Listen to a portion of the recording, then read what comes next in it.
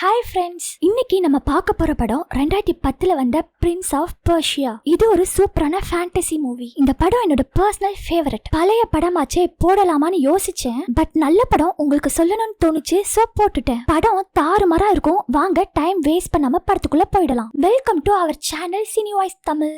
எனக்கு நீங்க ஒரு ஹெல்ப் பண்றீங்கன்னா நம்ம சேனலை சப்ஸ்கிரைப் பண்ணி ஷேர் பண்ணுங்க ஃப்ரெண்ட்ஸ். படத்தோட இன்ட்ரோல பர்ஷியாவோட படம் எவ்வளவு பெருசா இருந்தது, அந்த படம் போன இடத்துல எல்லாம் அவங்களுக்கு கிடைச்ச வெற்றியை பத்தி பெருமையா சொல்றாங்க. இவர்தான் பர்ஷியாவோட சுல்தான் ஷாரமன். இது அவரோட தம்பி நிசாம். இந்த ராஜ்யம் இவங்க ரெண்டு பேரால தான் இவ்வளவு ஸ்ட்ராங்கா ஆனுச்சு. ஒரு நாள் அரசர் சிட்டில குதிரையில வந்துட்டு இருக்கிறப்ப ஒரு குட்டி பையன் குதிரைக்கு முன்னாடி ஓடி வந்துட குதிரை பயந்து குதிக்கவும் அதுல இருந்த வீரன் கீழே விழுந்துடுறான். இப்ப அந்த குட்டி பையனை பிடிச்சு அடிக்கிறாங்க. அத பாக்குற அவனோட ஃப்ரெண்டுக்கு செமையா கோவம் வந்து சோல்ஜர் மேல ஆப்பிள் எடுத்து அடிச்சிடுறான். இப்ப இந்த பையனை மொத்த சோல்ஜர்ஸும் சேர்ந்து துரத்துறாங்க. ஆனா அந்த சின்ன பையன் அத்தனை ட்ரெயின்டு சோல்ஜர்ஸ்க்கும் தண்ணி காட்டிடுறான். இது எல்லாத்தையும் சுல்தான் பார்த்துட்டு தான் இருக்காரு. ஒரு வழியா சோல்ஜர்ஸ் அந்த பையனை பிடிச்சிடுறாங்க. அவன் கைய வெட்ட போறாங்க. அப்போ அங்க சுல்தான் வர எல்லாரும் மரியாதை செலுத்துறாங்க. சுல்தான் அந்த பையன் கிட்ட உன் பேரு என்னன்னு கேட்க அவன் தஸ்தான்னு சொல்றான். உன்னோட அப்பா அம்மா எங்கப்பான்னு கேட்க அவன் சைலண்டா இருக்கான். தஸ்தான் ஒரு அனாதன் புரிஞ்சுக்கிட்ட சுல்தான் அவர் தம்பி நிசாம்கிட்ட இவனை கூட்டிட்டு வான்னு சொல்லிடுறாரு. சுல்தானுக்கு ஆல்ரெடி 2 ஆண் குழந்தை இருந்தும் இந்த தஸ்தானோட துணிச்சலை பத்தி பிடிச்சு போக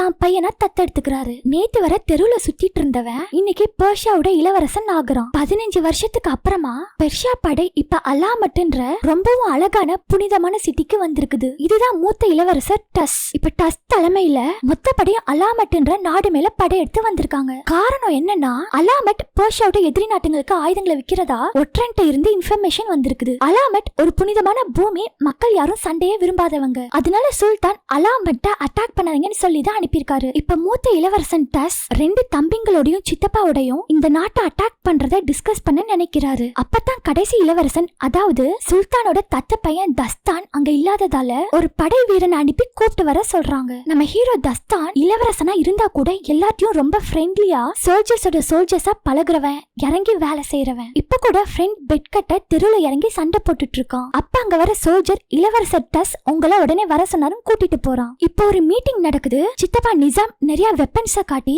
இதெல்லாம் அலாமட்ல இருந்து எதிரி நாட்டுங்களுக்கு விற்கப்பட்ட வெப்பன்ஸ், நம்ம ஒற்றன் அந்த வண்டியை மடக்கி பிடிச்சிருக்கான்னு சொல்றாரு. மூத்த இளவரசர் டஸ் போராளிகளோட தலைவன் அலாமட்டுக்கு பணம் கொடுக்கறதா உத்தரவாதம் கொடுத்திருக்கான்னு ஒரு அக்ரிமெண்ட்டையும் காட்டுறான். இப்ப அலாமட் எதிரி நாட்டுங்களுக்கு ஆயுதங்களை விற்கிறத உறுதியானனால நாளைக்கு காலையில நம்ம ஆலமட்டை தாக்க போறோம்னு இளவரசன் டஸ் சொல்லிடுறான். நம்ம ஹீரோ இதுதான் உங்க முடிவுனா நான் ஃபர்ஸ்ட் உள்ள போறேன்னு சொல்றான். ஆனா செகண்ட் இளவரசன் கர்சிவ் நான் தான் போவேன்னு சொல்றான். ஹீரோ தஸ்தான நீங்க பாகுபலின்னு நினைச்சுக்கோங்க. அவன் புத்திசாலி, வீரர்கள் சாகாத மாதிரி பிளான் போட்டு ஜெயிக்க நினைப்பான். ஆனா செகண்ட் இளவரசன் கர்சிவ் சுத்தமான வீரன். அவன் ஜெயிக்கணும்னா என்ன வேணாலும் பண்ணுவான், நம்ம பல்வாள் தேவன் மாதிரி. இப்ப இவங்க சமாதானப்படுத்துற இளவரசர் டஸ் ஹீரோவை விட கர்சிவுக்கு அனுபவம் அதிகமா இருக்கிறதால கர்சிவ் தலைமையில இந்த போர் நடக்கட்டும்னு சொல்லிடுறான். அப்புறம் தஸ்தான் கிட்ட உன் திறமை மேல எனக்கு நம்பிக்கை இருக்கு, பட் நீ இன்னும் ரெடி ஆகலன்னு சொல்லிடுறான் இளவரசன் டஸ். இந்த சைடு ஆலமுட்டோட இளவரசி தமினாவை காட்டுறாங்க. அப்ப அமைச்சர் வந்து பெர்ஷியா படை நம்ம நாட்டை அட்டாக் பண்ண போறாங்கன்னு சொல்றாரு. உடனே இளவரசி நான் மந்திர ஆலயத்துக்கு போய் காணிக்க கொடுக்க போறேன்னு சொல்லிட்டு போயிடுறா. இப்ப 2வது இளவரசன் கர்சிவ் தலைமையில கோட்டை சவர அட்டாக் பண்ணிட்டு இருக்காங்க. இப்ப தஸ்தான் அவன் ஃப்ரெண்ட்ஸ் கூட சேர்ந்துட்டு கோட்டைக்குள்ள நுழைய போறான். இளவரசர் டஸ்ஸோட கட்டளையும் மீறி. தஸ்தானோட ஐடியா என்னன்னா ஃபுல் ஆலமட் படைவும் கோட்டையோட கதவு தான் பாதுகாத்துட்டு இருக்கும். சோ இந்த சைடு எதிரிகள் இருக்க மாட்டாங்கன்னு ஈஸியா உள்ள போயிடலான்னு ஒரு பெரிய கம்பை வச்சு பாதி கோட்டை செவர்ல ஏறிடுறான். அப்புறம் அவனோட கேங்ல இருக்கிற ஒரு ஷூட்டர் ஏரோ பால்ஸ சுட அதை பிடிச்சு கோட்டையோட மேல வந்துடுறான். மத்தவங்களுக்கும் கயிறை போட்டு மேல வரவும் வச்சிடுறான். மேல வந்து பார்த்தா இந்த கோட்டைக்குள்ள வர 2 கேட்ஸ் இருக்கு. அதுல ஒண்ணு ஈஸியா திறந்துடலாம், ஆனா இன்னொன்னு மரணத்தின் நுழைவாயில்னு சொல்றான் சோல்ஜர் ஒருத்தன். ஏன்னா அந்த கேட்டை ஏதோ நியூ டெக்னாலஜியை யூஸ் பண்ணி ப்ரொடெக்ட் பண்றாங்கன்னு சொல்றான். உடனே தஸ்தான் நான் அந்த கஷ்டமான கேட்டை பாத்துக்கிறேன், நீங்க எல்லாரும் போய் அந்த ஈஸியான கேட்டை திறங்கன்னு சொல்லிடுறான். செமையா ஸ்டண்ட் பண்ணி பில்டிங் தாண்டி அந்த கேட்டையும் திறந்துடுறான் தஸ்தான். இப்ப செகண்ட் கேட்டையும் திறந்துடுறாங்க.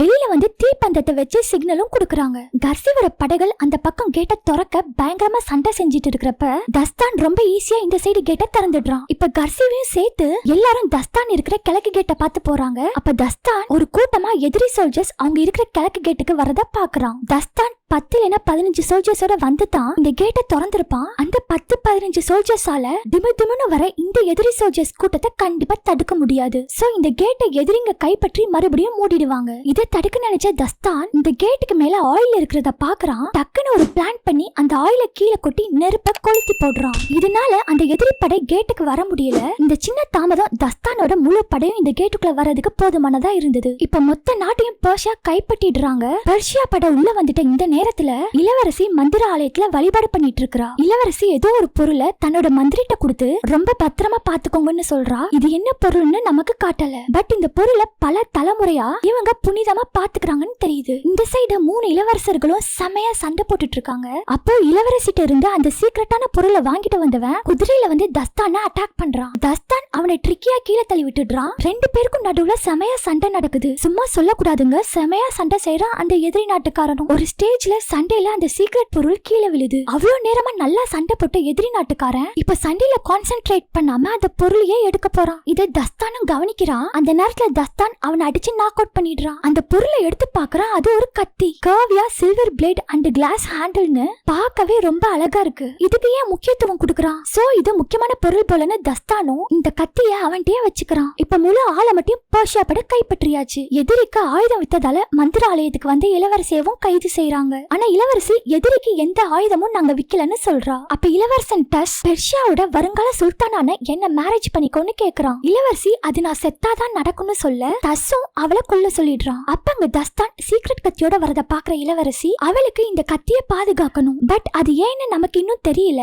அந்த கத்திக்காக டஸ்ஸ கல்யாணம் பண்ண ஒத்துக்கிறா. இப்ப இளவரசன் டஸ் தஸ்தான்ட்ட ஏண்டா ரூல்ஸ் மீறதே உன்னோட வேலையான்னு கேட்க தஸ்தானும் எக்ஸ்பிளைன் பண்ண போறான். டஸ் தடுத்துட்டு நீ எக்ஸ்பிளைன் எல்லாம் பண்ண வேண்டாம், இது செலிப்ரேஷன் டைம். சரி அதை விடு, நீ தான் ஃபர்ஸ்ட் அட்டாக் பண்ண, சோ நீ எனக்கு ஏதாவது பிரசன்ட் பண்ணணும்னு சொல்லி அந்த சீக்ரெட் கத்திய இது அழகா இருக்கேன்னு சொல்லி எடுக்கிறான் டஸ். அங்க வர சித்தப்பா நிசாம் இந்த நாட்டையும் இளவரசியையும் உனக்கு கொடுத்திருக்கான். இதை விட உனக்கு என்ன பிரசன்ட் அவன் தரணும்னு சொல்லி கத்திய தஸ்தான்ட்டே வாங்கி கொடுத்துடுறான். இப்ப சுல்தான் ஆலமட்டுக்கு வராருன்ற செய்திய சித்தப்பா நிசாம் டஸ்ட சொல்றாரு. நம்ம வெற்றியை பாராட்ட அப்பா வராருன்னு சொல்றான் டஸ். சுல்தானும் வராரு. ஆனா சுல்தான் ஆலமட் புனித பூமியை என் படைய வச்சு ஏன் அட்டாக் பண்ணன்னு கிழிச்சு விட்டுடுறாரு. நீ இன்னும் சுல்தானாக தகுதி ஆகலன்னு ஒரு சின்ன பையனை திட்டுற மாதிரி அசிங்கப்படுத்திடுறாரு சுல்தான். டஸுக்கு கண்ணெல்லாம் கலங்கி நீங்க சொன்னா சரியாதான் இருக்கும், ஆலமட் ஆயுதம் வித்ததை நான் ப்ரூஃப் பண்ணிட்டு உங்க முன்னாடி வரேன்னு சொல்லிட்டு போயிடுறான். அங்க கட் பண்ணா நம்ம தஸ்தான் செம்ம போதையில தெருல ஒரு ஸ்டண்ட ட்ரை பண்ணிட்டு பல்ப் வாங்கிட்டு இருக்கான். என்னதான் இளவரசனா இருந்தாலும் தஸ்தான் இப்படித்தான் மக்களோட மக்களா இருக்க விரும்புவான். இப்ப அங்க வர டஸ் இந்த நாட்டுல சுரங்கங்களை நான் பார்க்க போறேன், சோ நைட்டு நடக்க போற செலிப்ரேஷன்ஸ்க்கு நான் வரமாட்டேன்னு தஸ்தான்ட்ட சொல்றான். அப்புறம் நீ சுல்தானுக்கு எந்த பிரசன்ட்டும் ரெடி பண்ணிருக்க மாட்ட, இந்த ஆலமட்டோட ரொம்ப புனிதமான ட்ரெஸ் இது சுல்தானுக்கு உன்னோட பிரசன்டா கொடு, ரொம்ப சந்தோஷப்படுவாருன்னு சொல்றான். அப்ப டஸ் ஆலமட் இளவரசிய நான் கல்யாணம் பண்ணிக்க போறதா சுல்தான்ட்ட சொல்லுன்னு சொல்றான். ஏன்னா அவளை நான் கல்யாணம் பண்ணிட்டாதான் அவ மக்களோட நம்பிக்கை நம்ம அடைய முடியும். ஒருவேளை சுல்தான் கல்யாணத்துக்கு ஒத்துக்கலனா அவளை உயிரோட விடுறது டேஞ்சர், சோ உன் கையாலேயே இளவரசிய கொன்னுடுன்னு சொல்லிட்டு போயிடுறான். இப்ப இளவரசிய செலிப்ரேஷன் நடக்கிற இடத்துக்கு கூப்பிட்டு போக வந்திருக்கான் தஸ்தன். 2 பேரும் மாத்தி மாத்தி கலாய்ச்சுக்கிறாங்க. இளவரசிக்கு கண்ணு அப்ப கூட அந்த சீக்ரெட் கத்தி மேல தான் இருக்குது. இப்ப பார்ட்டி நடக்கிற இடத்துக்கு தஸ்தன் வந்திருக்கான். சுல்தான் தஸ்தனை கூப்பிட்டு அவன் இந்த போரை ஹேண்டில் பண்ணத பாராட்டி பேசுறாரு. யுத்தத்துல உயிர்களை காப்பாத்த வீரம் மட்டும் போதாது, புத்திசாலித்தனமும் தேவைன்னு புகழ்றாரு சுல்தான். இதால 2வது இளவரசன் கர்சிவ் கடுப்பாகிற மாதிரி காட்டுறாங்க. இப்ப தஸ்தனும் உங்களுக்கு பிரசன்ட் கொண்டு வந்திருக்கேன்னு சொல்லி அந்த ட்ரெஸ்ஸ குடுக்கறான். ஒரு வேலைக்காரனும் சுல்தானுக்கு அதை போட்டு விட உனக்கு என்ன வேணும்னு கேளு தஸ்தான்னு சொல்றாரு சுல்தான். அப்ப தஸ்தான் இளவரசியை கூப்பிட்டு வந்து ஆலமட் மக்களோட நம்பிக்கை அடைய டஸ் இவங்களை கல்யாணம் பண்ணிக்க நினைக்கிறாரு. அதுக்கு உங்க சம்மதம் வேணும்னு கேக்குறான். ஆனா சுல்தான் ஒரு ட்விஸ்ட் அடிக்கிறாரு. டஸ்ஸுக்கு நிறைய வைஃப்ஸ் இருக்காங்க, சோ தஸ்தான் நீதான் இளவரசி தமினாவை கல்யாணம் பண்ணிக்கணும்னு சொல்லிடுறாரு. தஸ்தான் என்ன சொல்லன்னு தெரியாம முழிக்கிறான். இளவரசியும் ஒன்னும் சொல்லல. இப்ப சுல்தான் ட்ரெஸ்ல இருந்து புகையா வருது. சுல்தான் வழியில துடிக்க ஆரம்பிக்கிறாரு. ட்ரெஸ்ஸுக்குள்ள எரியற மாதிரி ஏதோ விஷம் தடவி இருப்பாங்க போல. காப்பாத்த வர எல்லார் கையும் எரியுது. துடிச்சு கீழே விழுறாரு சுல்தான். அப்ப தஸ்தான் தான் யாராச்சும் காப்பாத்துங்கன்னு சொல்லிட்டு இருக்கான். அப்ப கர்சிவ் தஸ்தான் கொடுத்த ட்ரெஸ் தான் அது, அவனை பிடிங்கன்னு சொல்ல தஸ்தான வேற வழி இல்லாம அங்க இருந்து ஓட ஆரம்பிக்கிறான். இளவரசி தமினாவும் தஸ்தானோட சேர்ந்து தப்பிச்சு போறா. ஏன்னா அவளுக்கு தான் அந்த சீக்ரெட் கத்தி வேணுமே. சோ 2 பேரும் ஒரு குதிரையில ஏறி கோட்டை கதவை மூடுறதுக்குள்ள தப்பிச்சிடுறான். இப்ப நைட் ஆகு. தஸ்தான் இளவரசிட்ட சொல்றான் தஸ்தான் இந்த ட்ரெஸ்ஸ கொடுத்தா அவன் தான் அப்பாவை கொன்னுட்டான்னு சொல்றா. இளவரசி தஸ்தானுக்கு ஆறுதல் சொல்லிட்டு அவனை கிஸ் பண்ண போற மாதிரி போய் அந்த சீக்ரெட் கத்தியை எடுக்க ட்ரை பண்றா. தஸ்தான் எடுக்க விடலன்னதும் அவனோட சண்டை போட ஆரம்பிக்கிறா. ஒரு ஸ்டேஜ்ல அந்த சீக்ரெட் கத்தி கீழே விழ அதை தஸ்தான் எடுக்கிறப்ப அந்த கத்தியில மேல ஒரு பட்டன் மாதிரி இருக்கும், அதை அழுத்திடுறான். இப்பதான் மேஜிக் ஆரம்பிக்குது. அந்த கத்தியால நம்ம ஒரு குறிப்பிட்ட நேரத்தை ரீவைண்ட் பண்ணிக்க முடியும். இப்ப தஸ்தானுக்கு நடந்த எல்லாத்தையும் அவனோட உடலுக்கு வெளியில வந்து ரீவைண்ட் பண்ணி பாக்குறான். கத்தில இருந்து கையை எடுத்ததும் திருப்பி உடலுக்குள்ள வந்துடுறான். இப்ப மறுபடியும் இளவரசி கிஸ் பண்ண வர சீனுக்கே போயிடுறான். மறுபடியும் இளவரசி மேஜிக் கத்தியை எடுக்க ட்ரை பண்றா. தஸ்தானுக்கு என்ன நடக்குன்னு ஒண்ணுமே புரியல. அப்ப அவன் நெஞ்சில ஒரு வெட்டு விழுது. இப்ப இளவரசி முன்னாடியே அந்த கத்தியை எடுத்து மறுபடியும் அழுத்துறான். அவளும் வேண்டான்னு சொல்லிட்டு தடுக்க வரா. ஆனா தஸ்தான் அழுத்திடுறான். மறுபடியும் காலம் ரீவைண்ட் ஆகுது. உடலுக்கு வெளியில போறான், பாக்குறான். மறுபடி பட்டன்ல இருந்து கையை எடுத்ததும் உடலுக்குள்ள வந்துடுறான். இளவரசி இப்பவும் அந்த வாளை எடுத்து அட்டாக் பண்ண போறா. தஸ்தான் அவளை தடுத்து மறுபடியும் அந்த வாளை எடுத்தனா உன் கையை உடைச்சிருவேன்னு சொல்றான். இளவரசி மறுபடியும் நானு கேக்குறா. இந்த கத்தியை யூஸ் பண்றவங்களுக்கு மட்டும் தான் என்ன நடந்ததுன்னு தெரியும் போல. சோ இப்பதான் இளவரசிக்கு புரியுது, தஸ்தான் இந்த மேஜிக் கத்தியை யூஸ் பண்ணிட்டான். அதோட சக்தியை வச்சு டைமை ரீவைண்டும் பண்ணிருக்கான்னு. தஸ்தான் மறுபடியும் அழுத்த ட்ரை பண்றான். டைம் ரீவைண்ட் ஆகல. ஏன்னா அந்த கத்தியில ஒரு மணல் இருக்கும், அது இருந்தா தான் டைமை ரீவைண்ட் பண்ண முடியும் போல. இப்ப தஸ்தான் சொல்றான், இந்த கத்தியை வச்சு டைம் டிராவல் பண்ணி முன்னாடி நடந்த எல்லாத்தையும் மாத்த முடியுமா? இத வச்சு எவ்வளவு தூரம் டைம் டிராவல் பண்ண முடியும்னு கேக்குறான். இளவரசி சொல்ல மாட்டா. ஒருவேளை இந்த மேஜிக் கத்திக்காக தான் இந்த போரே நடந்திருக்குமோன்னு தஸ்தான் சொல்றான். போர் முடிஞ்சதுக்கு அப்புறமா டஸ் இந்த மேஜிக் கத்தியை என்கிட்ட கேட்டான். அவன் இந்த மேஜிக் கத்தியை வச்சு நிறைய போர்களை ஜெயிக்கணும், அப்பாவை விட பெரிய சுல்தானா ஆகணும்னு பேராசையில தான் இத பண்ணிருக்கிறான்னு கோவப்படுறான் தஸ்தான். இந்த பக்கம் தஸ் சுல்தான் ஆகிட்டான். தஸ்தானோட தலைக்கு பெரிய தொகையை பரிசா அறிவிச்சிருக்கான். இப்ப தஸ்தான் சுல்தானோட இறுதி சடங்கு நடக்கிற இடத்துக்கு போக போறான். சித்தப்பா நிசாம பார்த்து தஸ்தான் சுல்தானை கொலை பண்ணதுன்னு சொல்ல போறான். அவர் என்ன நம்புவாருன்னு சொல்லிட்டு குதிரையில கிளம்புறான். இளவரசியும் வேற வழி இல்லாம கூட போறா. இந்த சைடு கர்சிவ் தஸ்தானை தேடி வந்துட்டு இருக்கிறான். இப்ப தஸ்தான் மேஜிக் கத்தில மணல் தீந்து போச்சு இல்லையா, சோ பாலைவனத்துல இருக்கிற மணல் எடுத்து அப்லோட் பண்ணிட்டு இருக்கான். இளவரசி கிண்டல் பண்றா. அப்படின்னா இங்க இந்த மணல் இருக்குதான்னு கேக்குறான் தஸ்தான். இளவரசி சொல்ல மாட்டா. ரெண்டு பேரும் நடக்க ஆரம்பிக்கிறாங்க. இப்போ இந்த கத்தி வேலை செய்யல, உங்க சித்தப்பா நீ சொல்றதை எப்படி நம்புவாருன்னு இளவரசி கேக்குறா. தஸ்தான் அது உங்களுக்கு தேவையில்லாததுன்னு எரிச்சலா சொல்றான். இவளும் விடாம அவனை நோண்டிட்டே இருக்கா. இளவரசன் ராஜரத்தம்னு திமிர காட்டுறியா அது இதுன்னு வெறுப்பேத்த கடுப்பான தஸ்தான் அவன் ராஜரத்தம் இல்லன்னு சொல்லி அவனை பத்தி எல்லாத்தையும் இளவரசிட்ட சொல்லி முடிக்கிறான். இத கேட்ட இளவரசியும் சைலண்ட் ஆகிடுறா. இப்ப தஸ்தான் கர்சிவ் கிட்ட மாட்டிக்காம இருக்க அடிமைகள் பள்ளத்தாக்குன்ற வழியா டிராவல் பண்றான். அங்க போனா யாரும் உயிரோட வரமாட்டாங்கன்னு ஒரு நம்பிக்கை இருக்குது. இப்ப இளவரசி தண்ணி தாகம் எடுக்குதுன்னு சொல்லி மயங்கி விழுந்துடுறா. தஸ்தான் ஓடி போய் எழுப்புறான். பட்டுன்னு ஒரு எலும்பு எடுத்து மண்டை மேலேயே ஒண்ணு வைக்கிறா. அங்கே தஸ்தான் மயங்கிடுறா. அவளும் மேஜிக் கத்தி எடுத்துட்டு ஓடிடுறா. கொஞ்ச நேரம் கழிச்சு கண் முழிச்சு பாக்குற தஸ்தானை சுத்தி நிறைய பேர் குதிரையில இருக்காங்க.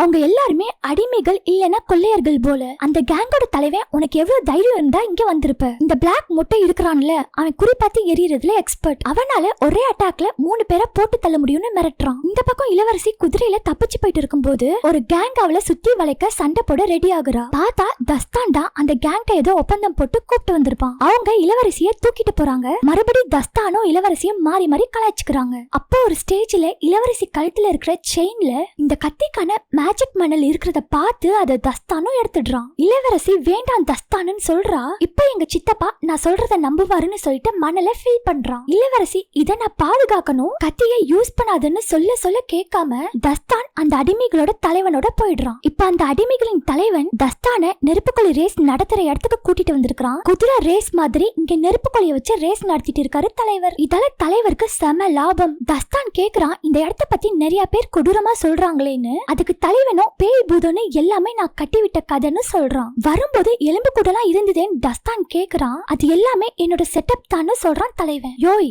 ஏன் இப்படி பண்றேன்னு தஸ்தான் கேட்க, இப்படி பயமுறுத்தினா தான் பெர்ஷியன்ஸ் இங்க வந்து இடத்தை பிடிக்க மாட்டாங்க, நாங்களும் வரி கட்ட தேவை இருக்காதுன்னு சொல்றான். ஆனா அந்த தற்கொலை தலைவனுக்கு தெரியாது தஸ்தான் ஒரு பெர்ஷிய இளவரசன். இப்ப ரேஸ்க்கு நடுவுல இளவரசிய பார்டெண்டர் மாதிரி சரக்கு சப்ளை பண்ண யூஸ் பண்றான் அந்த தலைவன். அவ சொதப்புறத பார்த்த தலைவன் யாரையா இவளை எங்க பிடிச்சன்னு கேக்குறான். மார்க்கெட்ல ஒரு ஒட்டகத்தை கொடுத்துட்டு இவளை வாங்கினேன்னு சொல்றான் தஸ்தான். இப்ப தலைவனுக்கு லைட்டா சந்தேகம் வருது. உன்னை பார்த்தா பெர்ஷியா சுல்தான கொன்ன இளவரசன் மாதிரி தெரியுதுன்னு சொன்னதும் தஸ்தான் அங்க இருந்து ஓட ட்ரை பண்றான். அப்ப அந்த பிளாக் மொட்டை கத்திய எரிய தஸ்தானோட டிரெஸ் பிடிச்ச மாதிரி ஒரு கட்டையில குத்திக்குது. ஒரு ஒட்டகத்துக்கு இவளை வாங்கினு சொல்லும் போதே சந்தேகம் வந்துடுச்சு. இவளுக்கு ஒட்டக கூட்டத்தையே குடுக்கலான்னு சொல்றான் தலைவன். சரி அதை விடு, உன்னை பிடிச்சு கொடுத்தா கற்பனை கூட பண்ண முடியாத பொக்கிஷத்தை குடுக்கறதா உங்க அண்ணன் அறிவிச்சிருக்கான்னு சொல்றான் தலைவன். அப்புறம் பிளாக் மொட்டைய கூப்பிட்டு இவனை பெர்ஷியன்ஸ்ட குடுத்துடலான்னு சொல்லும் போது மேஜிக் கத்தி கண்ணுல பட அதை எடுத்து பார்த்த தலைவன் இத உருக்கி தங்கத்தை எடுங்கடான்னு சொல்லிடுறான். இத பார்த்த இளவரசி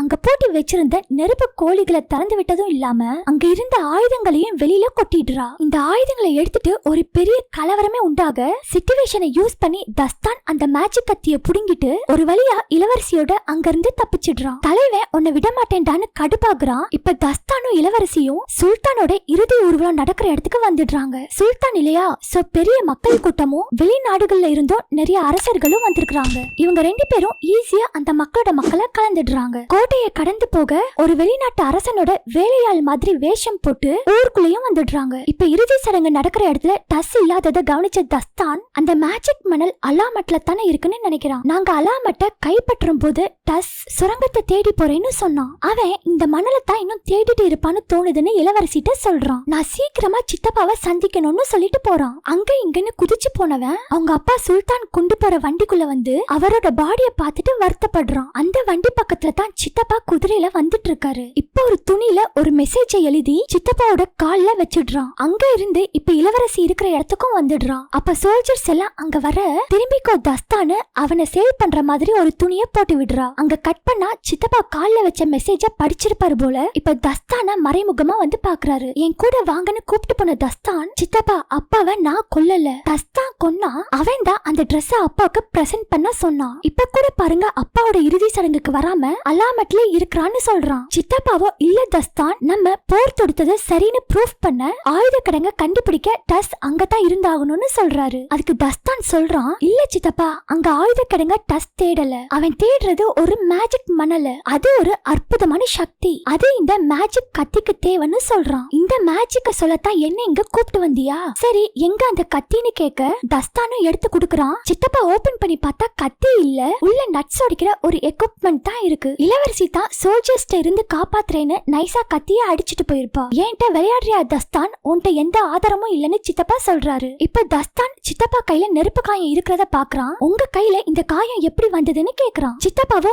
ஏன் தஸ்தான் கேக்குற, உங்க அப்பாவை காப்பாத்த ட்ரை பண்றப்ப வந்ததுன்னு சொல்றாரு. தஸ்தானுக்கு இப்ப சித்தப்பா மேலே லைட்டா சந்தேகம் வருது. நீங்க அப்பாவை சிங்கத்திட்ட இருந்து காப்பாத்தின கதைய அப்பா அடிக்கடி என்கிட்ட சொல்லிருக்காருன்னு சொல்றான். சித்தப்பாவோ ஆமா தஸ்தான் ஏன் இப்படி சொல்றன்னு கேட்டுட்டு இருக்கும் போதே தஸ்தான் மேல ஒரு சோல்ஜர் அம்பு விட்டு கொல்ல பாக்குறான். தஸ்தான் அங்கிருந்து தப்பிச்சோட ஆரம்பிக்கிறான். செமையா சண்டை போடுறான். இப்ப செகண்ட் இளவரசன் கர்சிவும் அங்க வந்துடுறான். ரெண்டு பேரும் கட்டி பிடிச்சு உருள்றாங்க. டேய் நான் அப்பாவை கொல்லலடான்னு தஸ்தான் சொல்றான். அவன் கேட்கல. ரெண்டு பேரும் சண்டை போட்டுக்கிறாங்க. ஒரு ஸ்டேஜ்ல கர்சிவை அடிச்சு போட்டுட்டு நான் அப்பாவை கொல்லலன்னு சொல்லிட்டு தஸ்தான் அங்க இருந்து போயிடுறான். இப்ப டஸ் இறுதி சடங்கு நடக்கிற இடத்துக்கு வந்துடுறான். தஸ்தான் என்ன கொல்ல இங்க வந்திருக்கான்னு சித்தப்பா டஸ்ட சொல்றாரு. அவனுக்கு சுல்தானாக ஆசை வந்துருச்சுன்னு சொல்றாரு சித்தப்பா. அவனை கைது பண்ணி நீதிமன்றத்துக்கு கூப்பிட்டு வந்தா கலகம் பண்ணி தப்பிக்க பாப்பான். சோ நம்ம அவனை கொல்லணும்னு சொல்றாரு. ஆனா டஸ் இத ஒத்துக்கல. அவனை நீதிமன்றத்துக்கு கொண்டு வரணும், அது என் கடமைன்னு சொல்லிடுறான். அவனை கண்டுபிடிங்கன்னு சொல்லிடுறான். இப்ப சித்தப்பா ஹசான் சின்ஸ்ன்ற ஒருத்தனோட படையிட்ட ஹெல்ப் கேட்டு வந்திருக்கான். இவனோட படை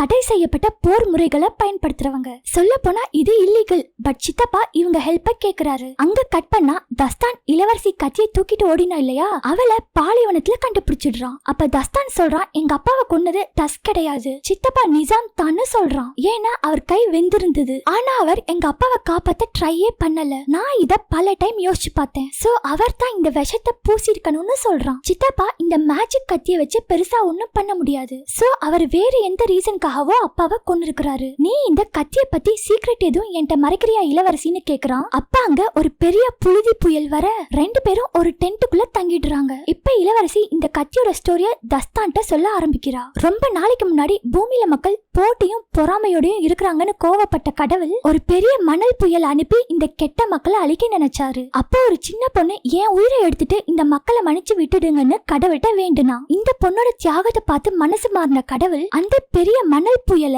ஒரு ரொம்ப பெரிய கண்ணாடி குடுவாயில அடைச்சு வச்சாரு. அது இப்ப அலாமட்ல ஒரு சுரங்கத்துல இருக்குன்னு சொல்றா. இந்த மேஜிக் கத்திய வச்சு குத்தினா மட்டும்தான் அந்த பெரிய கண்ணாடி குடுவாயை உடைச்சு மணலை வெளியேற்ற முடியும்னு சொல்றா. இப்ப தஸ்தான் கேக்குறான், இந்த மேஜிக் கத்தில இருக்கிற மணலை வச்சு ஒரு நிமிஷம் தான் டைமர் ரீவைண்ட் பண்ண முடியுது. ஒருவேளை நீ சொல்ற அந்த பெரிய கண்ணாடி குடுவாயில இந்த கத்தியை சொருகிட்டு இந்த பட்டன் அழுத்தினா ஒரு நிமிஷத்தை தாண்டி நம்ம நினைச்ச காலத்துக்கு போக முடியுமான்னு கேட்க இளவரசியும் முடியும், ஆனா அப்படி பண்ண கூடாதுன்னு சொல்றா. தஸ்தான் சொல்றான், சின்ன வயசுல எங்க அப்பாவை சித்தப்பா சிங்கத்திட்ட இருந்து காப்பாத்தினாரு. இந்த கத்தியை யூஸ் பண்ணி எங்க அப்பாவை காப்பாத்தாம விட போறாரு. அப்பதான் அவர் சுல்தானா ஆக முடியும்னு கண்டுபிடிக்கிறான். இளவரசி சொல்றா, அந்த பெரிய குடுவாயில இருக்கிற மணலை வெளியேற்றிட்டா அந்த புயல் வெளியேறி இந்த உலகத்தையே அழிச்சிடும். அதால இந்த மேஜிக் கத்தியை நம்ம யாருக்கும் கிடைக்காத மாதிரி அலாமட்ல ஒளிச்சு வைக்கணும்னு சொல்றா. தஸ்தானும் சரி நான் உனக்கு ஹெல்ப் பண்றேன்னு சொன்னதும் இளவரசியால இத நம்பவே முடியல, கண்ணீரே விட்டுடுறா. இப்ப ரெண்டு பேரும் அலாமெட்டை நோக்கி குதிரையில போக ஆரம்பிக்கிறாங்க. போற வழியில ஒரு இடத்துல தண்ணி குடிச்சிட்டு இருக்கிறப்ப அங்க ஒரு நெருப்பு கோழி வருது. என்னன்னு சுதாரிக்கிறதுக்குள்ள அடிமைகள் தலைவன் கேங் இவங்கள பிடிச்சிடுறாங்க. இவங்க ரெண்டு பேரும் பண்ண சேட்டையால நெருப்பு கோழியெல்லாம் செத்துடுச்சுன்னு ஆயுதங்கள் எல்லார் கையிலும் கிடைச்சதால கலவரம் அடங்க 2 நாள் ஆச்சுன்னு சொல்றான் அந்த தலைவன். இப்ப ஒன்னால ஏற்பட்ட இந்த இழப்ப ஒன்ன சுல்தான்ட்ட பிடிச்சு கொடுத்து ஈடுகட்ட போறேன்னு சொல்றான் தலைவன். ரெண்டு பேரையும் பேச விடாம கட்டி போட்டுடுறான். அப்ப அந்த பிளாக் மொட்டை இந்த மேஜிக் கத்தியை எடுத்து வச்சிருக்கான். இப்ப நைட் ஆகுது, எல்லாம் தூங்கிட்டு இருக்காங்க. அந்த இடத்துக்கு ஹசான் சின்ஸ் படைகள் வந்துடுறாங்க. நைஸா ஒரு பாம்பை மண்ணுக்குள்ள அனுப்பி அந்த மேஜிக் கத்தியை எடுக்க ட்ரை பண்ணும்போது பிளாக் மொட்டை எந்திரிச்சிடுறான். தஸ்தானும் அந்த பாம்பை தூக்கி போட்டுடுறான். இப்ப நிறைய பாம்பு அனுப்புறாங்க. பிளாக் மொட்டைட்ட மேஜிக் கத்திய குடுடா இல்லனா எல்லாரும் செத்துடுவான்னு சொல்லி கத்திய வாங்கி டைமை ரீவைண்ட் பண்ணி பார்த்துட்டு எல்லா பாம்பையும் கொன்னுடுறான் தஸ்தான். இப்ப இளவரசி அடிமைகள் தலைவன்ட்ட எங்களை பிடிச்சு கொடுக்காத, உனக்கு கோல்டு தானே வேணும், என்னைய அலாமட்டுக்கு கூப்பிட்டு போ, நான் 10 குதிரையில கொண்டு போற மாதிரி கோல்ட உனக்கு தரேன்னு அவனை ஒத்துக்க வச்சிடுறா. இப்ப அவங்க பயணம் பண்ணி இளவரசியோட முன்னோர்கள் சொன்ன இடத்துக்கு வந்துடுறா. இங்க தான் இந்த கத்திய பத்திரமா வைக்க முடியும்னு சொல்றா. தஸ்தானும் மேஜிக் கத்திய கொடுத்துடுறான். அப்ப அங்க மக்கள் எல்லாம் ஹசான் சின்ஸ்னால கொல்லப்பட்டிருக்கிறத பார்த்து இளவரசி சொல்றா, இந்த இடமும் அவங்களுக்கு தெரிஞ்சிருக்கு, இந்த கத்தி அவங்க கைக்கு போக கூடாதுன்னா நான் என்னோட உயிரை தியாகம் பண்ணி இந்த கத்தியை திருப்பி கடவுள்கிட்ட கொடுக்கணும்னு சொல்றா. தஸ்தான் இல்ல வேண்டான்னு சொல்றான். இப்ப அந்த இடத்துக்கு செகண்ட் இளவரசன் கர்சிவும் வந்துடுறான். கத்தியை கூட தஸ்தான் வாங்கிக்கிறான். தஸ்தான் சொல்றான், ஹசான் சின்ஸ் இங்க இருக்கிறாங்க, சித்தப்பா நிசாம் தான் அப்பாவை கொண்டு இருக்கிறாருன்னு சொல்றான். கர்சிவோ ஹசான் சின்ஸ் எல்லாம் உயிரோட இல்ல, ஏன் இப்படி பொய் சொல்றன்னு நம்ப மாட்டான். அப்புறம் அங்க இருந்த மக்கள் கொல்லப்பட்ட விதத்தை பார்த்து ஹசான் சின்ஸ் தானு புரிஞ்சுக்கிறான். இப்ப தஸ்தான் நடந்ததெல்லாம் கர்சிவிட்ட சொல்றான். சித்தப்பா என்ன கோர்ட்டுக்கு கொண்டு போக விட மாட்டாரு, ஏன்னா நான் உண்மையை சொல்லிடுவேன், அதனால என்ன கொல்ல பாக்குறாரு கர்சிவ், நான் சொல்றத நம்பு, நான் அப்பாவை கொல்லலன்னு சொல்றான். கர்சிவுக்கு இன்னும் டவுட் இருக்கு, என்ன நாடகம் ஆடுறியான்னு கேக்குறான். இல்ல கர்சிவ் யோசிச்சு பாரு, அவ்வளவு ஆபத்து இருக்குன்னு தெரிஞ்சும் நான் ஏன் அப்பாவோட இறுதி ஊர்வலத்துக்கு வரணும்னு கேக்குறான். கர்சிவ் கொஞ்சம் நம்புற மாதிரி தான் தெரியுது. கூட இருந்த படை வீரனை வெளியில போக சொல்லிட்டு தஸ்தான்ட்ட சொல்றான், சித்தப்பா உன்னை கொல்லதான் சொன்னாரு, டஸ் தான் உன்னை கோர்ட்டுக்கு கூட்டிட்டு வரணும்னு சொன்னான்னு சொல்றான். ஆமா கர்சிவ் என்னை நம்புன்னு கேக்குறான் தஸ்தான். உன்னோட சகோதரன், நான் உன்னை நம்புறேன் தஸ்தான்னு சொல்றான் கர்சிவ். இப்ப வெளியில அலறல் சத்தம் கேட்க வந்து பார்த்தா கர்சிவ் மேல ஹசான் சின்ஸோட யாரோ போல்ஸ் பட்டு கீழே விழுந்துடுறான். பெரிய சண்டை நடக்குது. அடிமைகள் படை ஹசான் சின்ஸோட சண்டை போடுறாங்க, நிறைய சாகவும் செய்யறாங்க. அந்த நேரம் இளவரசியும் தஸ்தானும் இந்த மேஜிக் கத்திய கடவுள்கிட்ட சேர்க்கிற வேலைய பாக்குறாங்க. தஸ்தான் சொல்றான், உனக்கு பதிலா நான் அதை பண்றேன்னு. இளவரசியோ இது பாதுகாவலர்களான நாங்க தான் பண்ண முடியும் தஸ்தான்னு சொல்லிடுறா. இப்ப அந்த கத்திய கடவுள்கிட்ட சேர்க்க போறப்ப ஹசான் சின்ஸ் அட்டாக் பண்ண இளவரசி மயங்கிடுறா. தஸ்தான் அட்டாக் பண்ணவனோட சண்டை போடுறான். அப்ப இளவரசி பக்கத்துல வந்த பாம்பு மேஜிக் கத்தியை எடுத்துட்டு ஹசான் சின்ஸ் தலைவன்ட்ட வந்துடுது. சோ ஹசான் சின்ஸ் அங்க இருந்து போயிடுறாங்க. இப்ப கர்சிவ் தஸ்தான்ட்ட என்ன மன்னிச்சிடு, நாட்டை எப்படியாவது காப்பாத்துன்னு சொல்லிட்டு இறந்து போயிடுறான். இப்ப ஹசான் சின்ஸ் மேஜிக் கத்திய சித்தப்பாட்ட வந்து கொடுக்கறான். இப்ப இந்த சைடு அடிமைகள் தலைவன் குதிரைகள் பத்தாத அளவுக்கு தங்கம் கிடைச்சிருக்கு, சந்தோஷமா இருக்கிறான். இப்ப தஸ்தான் அலாமட்டுக்கு போகணும்னு சொல்றான். அடிமைகள் தலைவன் நாங்க வரமாட்டோன்ற மாதிரி சொல்ல நம்ம பிளாக் முட்டை போகணும்ன்ற மாதிரி பாக்குறான். ஒரு சைடு சித்தப்பா நிசாம் அந்த பெரிய கண்ணாடி குடுவால மண்ணல் இருக்குல்ல அதை தோண்டி எடுக்க ட்ரை பண்ணிட்டு இருக்கிறான். இப்ப இளவரசி தஸ்தான் எல்லாரும் கிளம்பி அலாமட்டுக்கு வந்துடுறாங்க. சித்தப்பா மந்திர ஆலயத்துல கத்திய வச்சிருக்கான், அத ஹசான் சின்ஸ் பாதுகாக்கிறாங்க. அதை எப்படி எடுக்கணும்னு பிளான் போட்டு நம்ம பிளாக் முட்டைய மேஜிக் கத்திய எடுக்க அனுப்புறாங்க. மொட்டையும் மந்திர ஆலயத்துக்கு போறான். அங்க ஒரு ஹசான் சின்னோட செமையா ஃபைட் நடக்குது. ஒரு ஸ்டேஜ்ல அந்த ஹசான் சின் மேல ஒரு கத்தியை எரிஞ்சு அவனை போட்டு தள்ளிட்டு மேஜிக் கத்திக்கிட்ட வந்ததுக்கு அப்புறம் தான் தெரியுது பிளாக் முட்டை நெஞ்சில 4 ஆரோ போல்ட் இறங்கி இருக்குன்னு. இப்ப இன்னும் நிறைய படை வீரர்கள் அந்த இடத்துக்கு வர அந்த மேஜிக் கத்தியை எடுத்து ஜன்னல் வழியா வெளியில தூக்கி எறியறான். அதுவும் கரெக்டா கீழே இளவரசி தஸ்தான் இருக்கிற இடத்துலயே வந்து விழுது. அடிமைகள் தலைவன் நான் தான் சொன்னேன்ல அவன் குறி எப்பவும் தப்பாதுன்னு சொல்றான். இப்ப சித்தப்பா மந்திர ஆலயத்துக்கு வந்து கத்தி இல்லன்றத பார்த்து கடுப்பாகுறான். இப்ப தஸ்தான் அவங்க அண்ணன் டஸ்ஸ பார்க்க வந்திருக்கான். அடிமைகள் தலைவனை ஒரு குதிரையில தஸ்தான் மாதிரி அனுப்பி வச்சு வீரர்களை திசை திருப்பி டஸ் இருக்கிற இடத்துக்கு வந்துடுறான் தஸ்தான். இப்ப டஸ்ஸோட கழுத்துல கத்திய வச்சு வீரர்களை வெளியில போக சொல்றான். இளவரசி இத ஓரமா நின்னு பாத்துட்டு இருக்கா. அந்த ட்ரெஸ்ல விஷத்தை தடவி கொலை பண்ணது சித்தப்பா நிசாம் தான். டஸ் நீ தானே எனக்கு அந்த ட்ரெஸ்ஸ கொடுத்த, உனக்கு அந்த ட்ரெஸ்ஸ யார் கொடுத்ததுன்னு சொல்லுன்னு கேக்குறான். சித்தப்பா தான் கொடுத்தாருன்னு சொல்றான். ஆனா அதால அவருக்கு என்ன லாபம்னு கேட்க இந்த மேஜிக் கத்தி டைம் ரீவைண்ட் எல்லாம் சொல்றான். சோ சித்தப்பா டைமை மாத்தி பெரிய சுல்தானாக பாக்குறாருன்னு சொல்றான். டஸ் இத நம்பாததால என்ன கொல்லணும்னா கொன்னுடு தஸ்தான்னு சொல்றான். அப்ப தஸ்தான் இங்க பாரு டஸ், எனக்கு வேற வழி தெரியல, இது சாதாரண கத்தி இல்ல, இந்த பட்டன் அழுத்தினா உனக்கே உண்மை தெரியும்னு சொல்லிட்டு தஸ்தான் அவனோட நெஞ்சிலேயே கத்திய வச்சு குத்திட்டு இறந்துடுறான். இப்ப சித்தப்பா அங்க வர செம கோவத்துல டஸ் வராதிங்க அங்கே இருங்கன்னு கடுப்புல கத்துறான். சித்தப்பாவோ அவன் செஞ்ச பாவத்துக்கு பயந்து அவனை அழிச்சுக்கிட்டான்னு சொல்றான். அதுக்கு டஸ்ஸோ தஸ்தானை பத்தி எனக்கும் தெரியும் உங்களுக்கும் தெரியும்னு சொல்லிடுறான். இப்ப தஸ்தான் சொன்ன மாதிரியே மேஜிக் கத்தியோட பட்டனை அழுத்திடுறான் டஸ். அவனோட உடலை விட்டு வெளியில வந்து டைம் ரீவைண்ட் ஆகுறத பாக்குறான். உடம்புக்குள்ள மறுபடியும் வந்துடுறான். இப்ப தஸ்தான் கத்தியால குத்த போற நேரத்துக்கு வந்துடுறான். தஸ்தான் குத்த ட்ரை பண்றான். அவனை ஸ்டாப் பண்ண டஸ் நீ கொஞ்ச நேரத்துக்கு முன்னாடி கத்தியால குத்திக்கிட்ட தஸ்தான்னு சொல்றான். நீங்க அத பாத்தீங்களான்னு பெருமூச்சு விடுறான் தஸ்தான். அப்ப டஸ் நம்ம போருக்கு கிளம்பினப்ப நல்ல சுல்தான் ஆலோசனைகளை கேட்டு நடக்கணும்னு அப்பா என்கிட்ட சொன்னாரு. நான் நம்பணும்னு நீ சாகுற அளவுக்கு போயிட்ட. நான் உன்னை நம்புறேன்னு சொல்றான். பின்னாடியே சித்தப்பாவும் வந்துடுறான். சித்தப்பா தான் செம கேடியாச்சே. டஸ்ஸுக்கு உண்மை தெரிஞ்சிருக்கும்னு நினைச்சு அவனை போட்டு தள்ளிடுறான். இப்ப ஹசான் சிங் தஸ்தானை அட்டாக் பண்ணி படுக்க வைக்க சித்தப்பா மேஜிக் கத்திய அவன்கிட்ட இருந்து எடுத்துட்டு இப்ப அவனை கொல்லுன்னு சொல்லிட்டு போயிடுறான். இவ்வளவு நேரம் ஒளிஞ்சிட்டு இருந்த இளவரசி அந்த ஹசான் சீனை டிவியேட் பண்ண தஸ்தான் அந்த ஹசான் சீனை போட்டு தள்ளிடுறான். இப்ப இளவரசி இறந்து போனவன் கையில அலாமட்டோட சின்னம் இருக்கிறத பார்த்து இவன் எங்க கோவில்ல வேலை பார்த்தவன், இவன் மூலமா தான் உங்க சித்தப்பாவுக்கு இந்த மேஜிக் கத்தி இருக்கிறது தெரிஞ்சிருக்கும்னு கண்டுபிடிக்கிறா. இப்ப அந்த மேஜிக் மணல் இருக்கிற பெரிய கண்ணாடி குடுவாயை கண்டுபிடிச்சிட்டான் சித்தப்பாக்காரன். சோ வேக வேகமா போறான். இந்த சைடு இளவரசி தஸ்தான சுரங்கப்பாதை வழியா அந்த மேஜிக் மணல் இருக்கிற பெரிய கண்ணாடி குடுவாய்க்கு கூப்பிட்டு போறா. போற வழியில நிறைய டிராப்ஸ் இருக்கு. அதெல்லாம் கடந்த ஒரு வழியா அந்த மணல் கண்ணாடி குடுவாய பாக்குறான் தஸ்தான். இப்ப அந்த இடத்துக்கு வந்த ஹசான் சிங் தலைவனுக்கும் தஸ்தானுக்கும் சண்டை நடக்க சித்தப்பா நிசாம் ஒரு லிப்ட்ல மேல இருந்து கீழே வரான். இப்ப அந்த ஹசான் சிங் தலைவனை இளவரசி ஹெல்ப்போட போட்டு தள்ளிட்டு தஸ்தானும் இளவரசியும் கிஸ் பண்ணிக்கிறாங்க. இப்ப கீழே வந்த நிசாம் தஸ்தானை தடுத்து நிறுத்த ட்ரை பண்றான். அப்ப ஒரு ஸ்டேஜ்ல பெரிய கற்கள் மேல இருந்து விழ காப்பாத்த வந்த இளவரசி பள்ளத்துல விழுந்து இறந்து போயிடுறா. இந்த சிச்சுவேஷன் யூஸ் பண்ண சித்தப்பா மேஜிக் கத்திய அந்த கண்ணாடி குடுவாயில குத்திடுறான். தஸ்தான் ஓடி போய் கத்தில இருக்கிற பட்டனை அழுத்திடுறான். குடுவாயில கடவுளால அடக்கி வைக்கப்பட்ட மணல் புயலா வெளியில வருது. சுத்தி இருக்கிற எல்லா பொருளும் நொறுங்குது. ரெண்டு பேரும் சேர்ந்து டைம் டிராவல் பண்றாங்கன்னு தோணுது. இப்ப தஸ்தான் கஷ்டப்பட்டு கத்திய குடுவாயில இருந்து உருவ ரெண்டு பேரும் மணல் புயலோட பறந்து போயிடுறாங்க. கட் பண்ணா இப்ப தஸ்தான் கையில மேஜிக் கத்தி இருக்கு. ஸ்டார்டிங் ஸ்டேஜ்ல அலாமட்ட கைப்பற்றி டஸ் தலைமையில உள்ள வந்திருப்பாங்கல்ல, அந்த டைம்க்கு டிராவல் பண்ணி வந்திருப்பான். டைமை ரீவைண்ட் பண்ணியாச்சு இல்லையா. இறந்து போன டஸ் கர்சிவ் எல்லாருமே இப்ப உயிரோட வந்துட்டாங்க. தஸ்தானுக்கு எல்லாமே புரிய வர எல்லாரையும் போய் தடுத்து நிறுத்துறான். நம்ம தப்பான தகவலை வச்சு அலாமட்ட அட்டாக் பண்ணிட்டோம். அலாமட் எந்த ஒரு ஆயுதமும் விக்கல.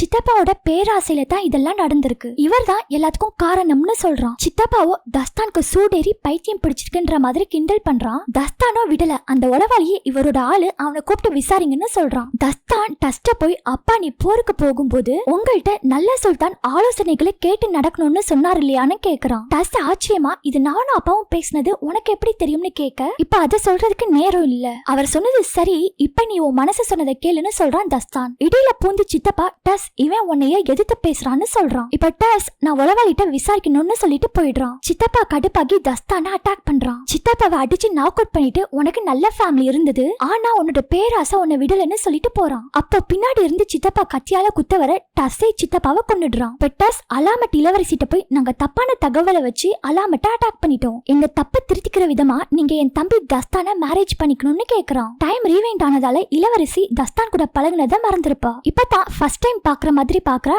நடந்த எதுவுமே அவளுக்கு தெரியாது இல்லையா. தஸ்தான் இளவரசிட்ட நான் இதுக்கு ப்ரிப்பேர்டா வரல, பட் நான் உங்களுக்கு ஒரு பிரசன்ட் கொண்டு வந்திருக்கேன்னு சொல்லி முட்டி போட்டு அந்த மேஜிக் கத்திய குடுக்குறான். உங்கள்கிட்ட கொஞ்சம் பேசணும்னு சொல்லி இளவரசி தஸ்தானை கூப்பிட்டு போய் பேசுறா. இளவரசிய பத்தி எல்லாமே தெரிஞ்ச மாதிரி பேசுறான் தஸ்தான். உன்னோட சேருற நாளுக்காக நான் காத்துட்டு இருக்கிறேன்னு சொல்லி இளவரசியோட கையை பிடிச்சுக்கிறான். இப்ப அந்த மேஜிக் கத்தி மந்திராலயத்துக்கு வந்து சேருது. படமும் முடியுது. ஓகே ஃப்ரெண்ட்ஸ், இந்த படம் உங்களுக்கு பிடிச்சிருந்தா லைக் பண்ணி ஷேர் பண்ணிட்டு அத கமெண்ட்லயும் சொல்லுங்க. அப்படியே நம்ம சினி வாய்ஸ் தமிழ் சேனலை சப்ஸ்கிரைப் பண்ணி சப்போர்ட் பண்ணுங்க ஃப்ரெண்ட்ஸ். பை.